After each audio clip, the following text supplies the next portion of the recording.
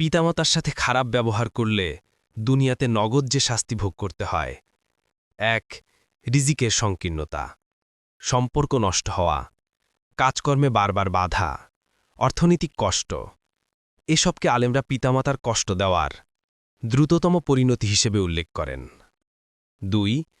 জীবনে অশান্তি, মন অস্থির থাকা, ঘরে শান্তি না থাকা, দাম্পত্য জীবনে বারবার সমস্যা।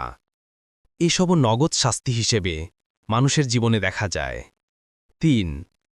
দোয়া থেকে বঞ্চিত হওয়া, পিতামাতার দোয়া বন্ধ হয়ে গেলে মানুষের জীবনে বরকত কমে যায়। রাসূল সাল্লাল্লাহু আলাইহি ওয়াসাল্লাম বলেছেন, ৩ জনের দোয়া অবশ্যই কবুল হয়। এর একজন হল বাবা মার দোয়া। দোয়া না পাওয়া নিজেই এক বড় শাস্তি। ৪. সম্মানের ক্ষতি, মানুষের কাছে সম্মান কমে যায়। সমাজে, কাজে, পরিবারে, যে জায়গায় যাওয়া হোক না কেন, এক ধরনের অপমান ও হেয় প্রতিপন্ন হওয়া দেখা যায়। ৫.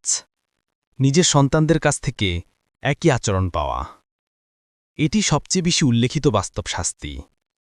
যেভাবে বাবা মাকে কষ্ট দিয়েছে, ভবিষ্যতে নিজের সন্তানদের কাছ থেকেও সেই আচরণ ফিরে পাওয়া যায়। ৬. কাজকর্মে অকারণ সমস্যা, যে কাজ সহজেই হওয়ার কথা সেখানে জটিলতা আসে, পরিকল্পনা ভেঙে যায়, ছোট ভুল বড় সমস্যায় পরিণত হয়। ৭. হঠাৎ বিপদ ও কষ্ট নেমে আসা, যাত্রায় সমস্যা, দুর্ঘটনা, রোগব্যাধি, এসব অনেক সময় মানুষ নিজের জীবনে তৎক্ষণাৎ অনুভব করে। ইসলামে কেন এই শাস্তিগুলো এত দ্রুত আসে? ইসলামে পিতা ও মায়ের স্থান এত উঁচু যে তাদের প্রতি কষ্ট দেওয়া বড় গুনাহ হিসেবে ধরা হয়েছে।